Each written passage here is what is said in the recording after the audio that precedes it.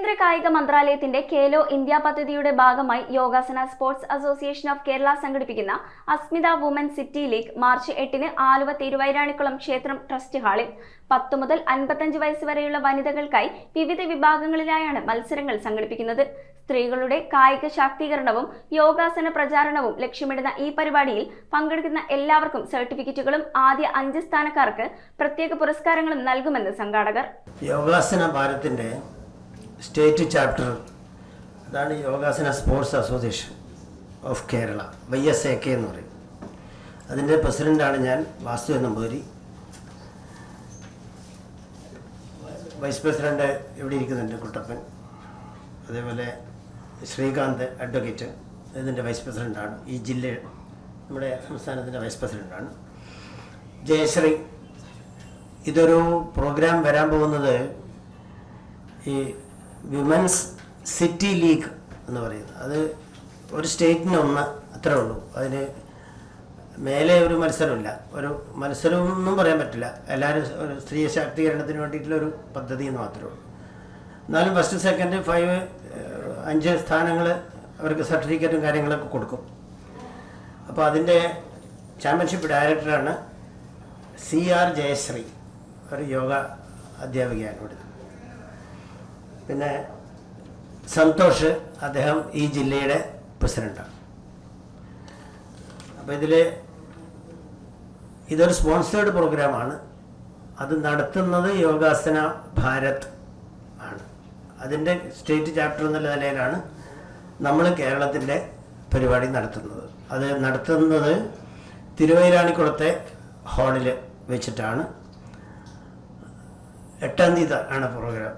പെട്ടെന്നാണ് അവരെ അറിയിക്കുന്നത്. ഒരു 1-ാം തീയതിയാണ് നമുക്ക് കാര്യങ്ങളൊക്കെ അറിയുന്നത്. അപ്പോൾ എല്ലാം ഫിക്സ് ആകുമ്പോൾ എത്രയായി.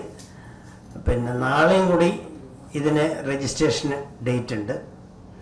അപ്പോൾ അതിനാണ് നിങ്ങളുടെ എല്ലാവരുടെയും ഒരു സഹകരണം വേണ്ടത്. കാരണം ഇത് എല്ലാവരും അറിഞ്ഞാൽ മാത്രമേ അതിന് വേണ്ടത്ര രജിസ്ട്രേഷൻ നമുക്ക് കിട്ടുകയുള്ളൂ. ഫ്രീ ആണ്, പ്രോഗ്രാമിൽ ഫ്രീ ആണ്, രജിസ്ട്രേഷനൊക്കെ ഫ്രീ ആണ്.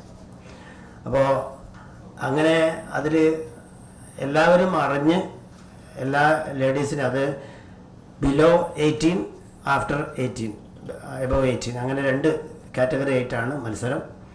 4 ഐറ്റംസാണ്. ഒന്ന് സാധാരണ ട്രഡീഷണൽ യോഗാസന, സാധാരണ നമ്മുടെ യോഗാസന. പിന്നെ ആ ട്രഡീഷണൽ യോഗാസന തന്നെ പെയറായിട്ട് 2 പേര് 10 യോഗാസന ഒരേപോലെ പെയറായിട്ട് ചെയ്യുന്നതാണ്. അതിൽ 4-മതായിട്ട് എഴുതിയ താളാത്മക യുഗൾ യോഗാസന. പിന്നെ കലാത്മക, ഒരു ഡാൻസും കൂടി ചേർത്തിട്ടുള്ള, അതിപ്പോൾ പുതുതായിട്ട് ഈ യോഗാസന സ്പോർട്സിലേക്ക് കയറിയപ്പോൾ ഉണ്ടാക്കിയ ഒരു മാറ്റമാണ്. ഒരു ഡാൻസ് ഓട് ചേർത്തിട്ടുള്ള അന്ന്. അപ്പോൾ അതിന് ആർട്ടിസ്റ്റിക് യോഗാസന സിംഗിൾ, യോഗാസന പെയർ. അപ്പോൾ ഇങ്ങനെ 4 ഐറ്റംസിൽ 2 കാറ്റഗറി ആയിട്ടുള്ള മത്സരമാണ് നടക്കാൻ പോകുന്നത്. അപ്പോൾ എല്ലാവർക്കും പാർട്ടിസിപ്പേഷൻ സർട്ടിഫിക്കറ്റ് കൊടുക്കും. ഇത് കേന്ദ്ര ഗവൺമെൻറ്റിൻ്റെ കീഴിലുള്ളതായതുകൊണ്ട് ആ സർട്ടിഫിക്കറ്റിന് അതിൻ്റേതായ ഒരു വാല്യൂവും ഉണ്ട്. അപ്പോൾ കേരളത്തിലെ എല്ലാ ജില്ലയിൽ നിന്നുമുള്ള താരങ്ങളെ നമ്മൾ ഇതിൽ പ്രതീക്ഷിക്കുന്നു.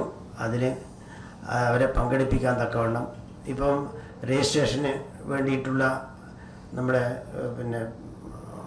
എന്താണ് ഗൂഗിൾ ഫോമും കാര്യങ്ങളൊക്കെ ഉണ്ട്.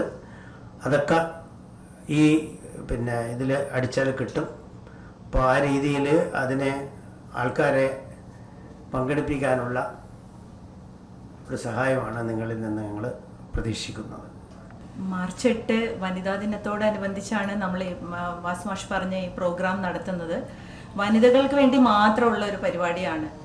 കായികക്ഷമത കൂട്ടുന്നതിനോടൊപ്പം യോഗാസനയെ ഒരു സ്പോർട്സ് കാറ്റഗറിയിൽ ഉൾപ്പെടുത്തിക്കൊണ്ട് കായികക്ഷമത വനിതകളിൽ കൂട്ടുന്നത് മാത്രമല്ല, അതുവഴി അവരുടെ മാനസികാരോഗ്യവും ശാരീരികമായിട്ടുള്ള ആരോഗ്യവും നിലനിർത്തി അവർക്ക് യോഗയുടെ പ്രാധാന്യത്തെക്കുറിച്ച് പറഞ്ഞു കൊടുക്കാൻ ഉള്ളൊരു ഉദ്ദേശവും കൂടിയാണ് ഇങ്ങനെയുള്ള പ്ലാറ്റ്ഫോം വഴി നമ്മൾ ഉദ്ദേശിക്കുന്നത്. എല്ലാ വനിതകൾക്കും ഇതൊരു അവസരമാണ്. അത്രയുമാണ് നമ്മൾ ഈ പ്രോഗ്രാം കൊണ്ട് ഉദ്ദേശിക്കുന്നത്. നമ്മുടെ മുമ്പ് അതൊരു സ്പിരിച്വൽ സയൻസാണ് യോഗ എന്ന് പറഞ്ഞാൽ. പക്ഷേ ഈ ഓൾ വേൾഡ് യോഗ ദിനമൊക്കെ വന്നതിന് ശേഷം ഇതിന് സ്പോർട്സിലേക്ക് ഒരു ആകർഷണം ഉണ്ടായി.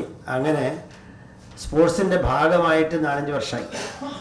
അങ്ങനെയാണ് യോഗാസന ഭാരത് എന്ന് പറയുന്നത്. യോഗാ ഭാരത് എന്നല്ല, യോഗാസന ഭാരത് എന്ന് പറയാൻ കാരണം അതിൻ്റെ ഫിസിക്കൽ പാർട്ട് കൂടുതൽ ഇമ്പോർട്ടൻസ് കൊടുത്തുകൊണ്ടാണ്. അപ്പോൾ ആ രീതിയിൽ അതിൻ്റെ വളരെ ശാസ്ത്രീയമായിട്ടുള്ള ഇവാലുവേഷനും കാര്യങ്ങളൊക്കെ ഇപ്പോൾ സംവിധാനം ചെയ്യപ്പെട്ടിട്ടുണ്ട്. ഇന്ന് ഈ CBSE സ്കൂളുകളിലൊക്കെ ഈ യോഗാസന ഭാരതിൻ്റെ സിലബസാണ് അംഗീകരിച്ചിട്ടുള്ളത് യോഗയിൽ.